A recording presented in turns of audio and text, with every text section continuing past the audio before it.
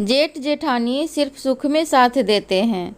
भावुक कर देने वाली कहानी। परीक्षा में अच्छी रैंक प्राप्त करने के बाद मानव का दाखिला जब उसके मनपसंद कॉलेज में हुआ तो खुशी से उसने अपनी मम्मी उर्मिला के पैर छू लिए थे। बेटे को खुश देखकर उर्मिला की खुशी का ठिकाना न रहा था।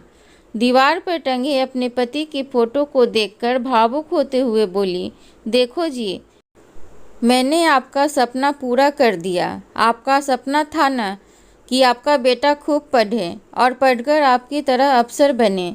आपके जाने के बाद मैंने आपके सपने को मरने नहीं दिया। कहते हुए अतीत की कुछ कड़वी यादों ने उसे घेर लिया था।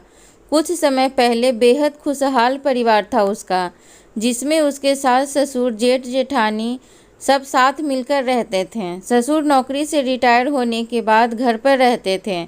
उसके जेठ एक कंपनी में कार्य करते थे और पति मयंक एक बड़ी कंपनी में मैनेजर के पद पर कार्य करते थे। उन्हें जो भी तनख्वाह मिलती उसे अपने मम्मी पापा, भैया भाभी और उनके बच्चों पर लुटा देते थे। जब उर्मिला उनसे मानव के लिए पैसे बचाने को कहती तब मयंक मुस्कुराकर कहते, मुझे मानव की चिंता नहीं है, मेरे भैया है ना, आज मैं उनके बच्चों पर खर्चा कर रहा हूँ, कल को वो भी तो मेरे बच्चे का ख्याल रखेंगे। तब पति की बातें सुनकर उर्मिला खामोश हो जाती थी। एक दिन खाना खाने के बाद मयंक जब कमरे में आराम करने के लिए गए तो अचानक से हार्ट फेल होने के कारण वह हमेशा के लिए उसे छोड़कर चले गए थे। तब दुख की घड़ी में उर्मिला अकेली पड़ गई थी, क्योंकि उसके सास ससुर और जेठ जेठानी ने यह सोचकर कि कहीं हमसे अपने खर्चे के लिए पैसे न मांग लें, उससे किनारा कर लिया था। उसके जेठ ने जब अपनी बेटी का दाखिला एक अच्छे स्कूल में कराया तो मानव भी उर्मिला से उसी स्कूल में दाखिला लेने की जिद करने लगा था। तब बेटी की ख्वाहिश देखकर जब उर्मिला ने अपने जेठ से कुछ पैसे की मदद मांगी तब उसके जेठ ने उसकी मदद करने से साफ इनकार कर दिया था। यह देखकर उर्मिला बेहद दुखी हो गई थी। उसी दौरान उसकी मम्मी कमला भी वहीं पर थी।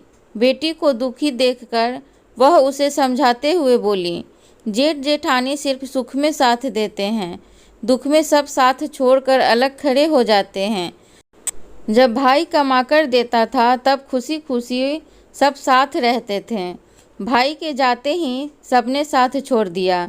दूसरों के सामने हाथ फैलाने से अच्छा है आत्मनिर्भर बन जाओ, क्योंकि आत्मनिर्भर इंसान ही अपने बेटे के सपने पूरे कर सकता है। जो दूसरों पर निर्भर रहता है उसके सपने कभी पूरे नहीं होते। मेरे पास थोड़ी जमा पूंजी है, इससे तुम अपना कोई व्यवसाय कर लो। तब अपनी मम्मी की सलाह मानकर उर्मिला कपड़ों का व्यवसाय करने लगी थी। एक दिन जब उर्मिला अपनी दुकान पर बैठकर एक ग्राहक को कपड़े बेच रही थी तब उर्मिला को देखकर उसका जेठ उसे ताने मारते हुए बोला, बहू, तुमने हमारी नाक कटा दी, तुम्हें शर्म नहीं आई दुकान पर कपड़ा बेचते हुए। हमारे घर की औरतें सारी जिंदगी गंवा देती है घर पर काम करते करते, लेकिन घर से बाहर पाँव नहीं निकालती। तूने मेरी नाक कटा दी परंतु कभी घर से बाहर काम नहीं करती। यह सुनकर उर्मिला गुस्से में बोली, नाक उनकी कटती है जो बुरे वक्त पर धोखा देते हैं। जो सम्मान के साथ कमाकर खाते हैं वह लोगों की नज़रों में सम्मान के पात्र बन जाते हैं।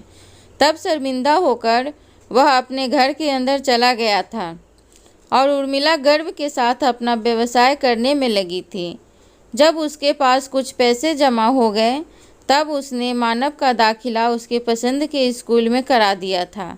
मम्मी जी, मुँह तो मीठा करा दो। जैसे ही मानव के शब्द उसके कानों में पड़े उर्मिला अतीत से बाहर आकर मुस्कुराकर उठी थी और खुशी से बेटे को मिठाई खिलाने में लगी थी। तो उम्मीद करती हूँ आज की ये इमोशनल स्टोरी आप सभी को अच्छी लगी होगी। तो प्लीज़ लाइक शेयर सब्सक्राइब ज़रूर करें, कमेंट में अपनी राय ज़रूर बताएं। धन्यवाद।